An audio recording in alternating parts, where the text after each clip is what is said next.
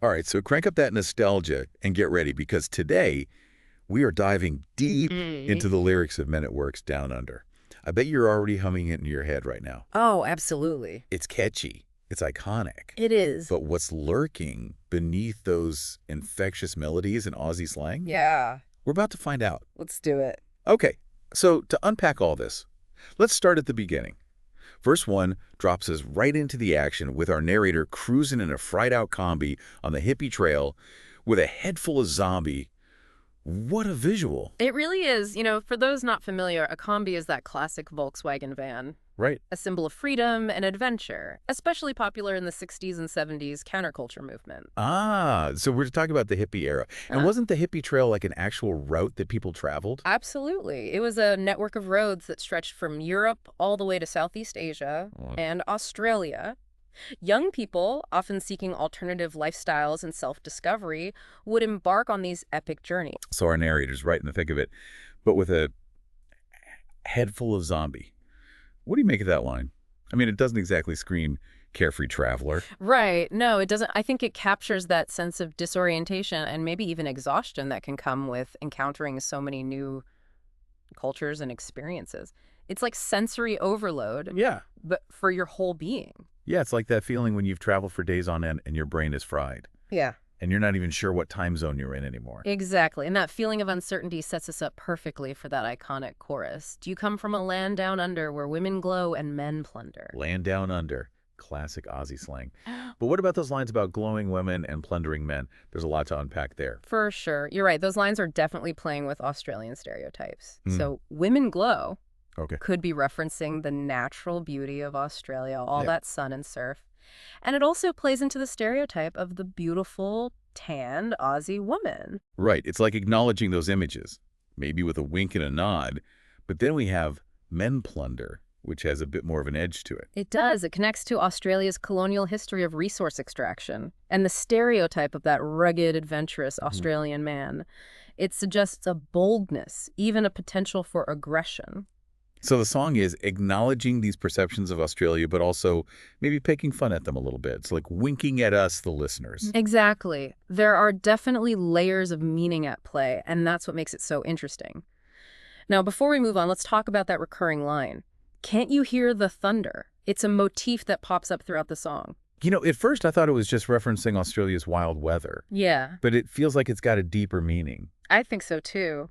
You know, thunder often symbolizes a powerful, Right. uncontrollable force like nature itself. Yeah. But in the context of Australia, some suggest it might even be a reference to the dreaming. The dreaming. Yes, and Aboriginal spirituality. Whoa, the dreaming.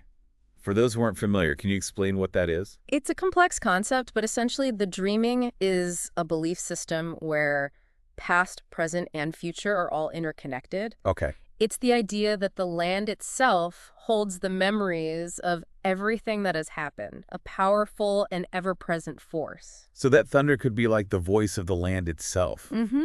All those stories and history echoing through the song. That adds a whole other dimension to it. It really does. And it sets the stage for our narrator's encounter in verse 2 with a very particular Australian staple. You mean the Vegemite sandwich? Oh, I'm curious to hear your take on this. Vegemite. The ultimate test of cultural immersion. For the uninitiated, it's a thick, dark spread made from yeast extract. Right. Australians love it, Yeah. but let's just say it's an acquired taste for most others. Acquired taste is an understatement. It's definitely one of those love it or hate it foods. Absolutely. So in the song, our narrator is in Brussels, Yep. and this huge man, described as a real man, offers him a Vegemite sandwich. Okay, what's the significance of that encounter? Why Vegemite? Well, I think it goes beyond just being a food. It's a symbol of Australian culture itself. Okay. Something unique, strong, and not for the faint of heart. It's a test. Are you willing to embrace this? To try it, even if it's not immediately appealing? It's like a cultural handshake. Ah, A way of saying, if you can handle this, you're one of us. exactly. It's about belonging, about accepting a culture on its own terms, and it's a test our narrator seems to pass, leading him to proudly declare. I come from a land down under, where beer does flow, and men chunder. Okay, first of all, we got to define chunder for our listeners who might not be familiar with Aussie slang. Yeah, chunder is a colorful way of saying, Well, vomiting. Not exactly glamorous, but it certainly adds a dose of humor. So what's the message behind this line, do you think? It's classic Aussie humor. Mm-hmm. Self-deprecating, not taking themselves too seriously. It acknowledges the stereotypes about Australians loving a good time, maybe a little too much at times, but it doesn't shy away from it. It's like saying, yeah, we like to party. Yeah, Things can get messy, but we're not afraid to laugh at ourselves. precisely. It's about owning your identity, flaws and all. And that brings us to the encounter in India, where the narrator meets a strange lady Right. who captivates everyone's attention. Here we go again with another intriguing female figure. Hmm. What's the story with this encounter? I think she represents another culture, another way of life entirely different from what the narrator is used to. Okay. She's so captivating, so alluring that she makes everyone stop and stare. It's like she embodies that mystery and allure of the unknown. Mm-hmm. And of course, she asks him that all-important question. Do you come from a land down under? But this time there's a shift in our narrator's response. They finally answers. And not just answers, but owns it with confidence. I said, I come from a land down under where women glow and men plunder. He's no longer hesitant. He's embraced his Australian identity stereotypes and all, and he's ready to declare it to the world. It's like a full circle moment. He started with a head full of zombie, unsure of himself, and now he's confidently proclaiming who he is and where he comes from. That's right. But there's a final twist waiting for us in that last chorus, and that's where we'll pick things up in part 2. Ooh, a cliffhanger. Don't worry, we'll be back soon to unravel the rest of this lyrical journey. When we left off, our narrator had finally embraced his Australian identity and was ready to share it with the world. Right, but then things take a bit of a turn in that final chorus. It's like the song shifts from a playful celebration to something, well, a bit more intense. It does, doesn't it? He repeats those familiar lines about women glowing and men plundering, but then adds, "Can't you hear the thunder? You better run, you better take cover." There's a definite shift in tone. It's almost like a warning, isn't it? Like there's a hidden edge to that Aussie charm we've been exploring. Yeah, I think you're onto something. It's like the song is saying, don't underestimate us. We have a history, a strength, a force to be reckoned with. And that thunder motif we talked about earlier, it really adds to that feeling of power and unpredictability. It could be nature, it could be history, it could even be the voice of the land itself, as we discussed. Exactly. All those forces seem to converge in this final moment. So where does that leave us? What's the ultimate message of Down Under?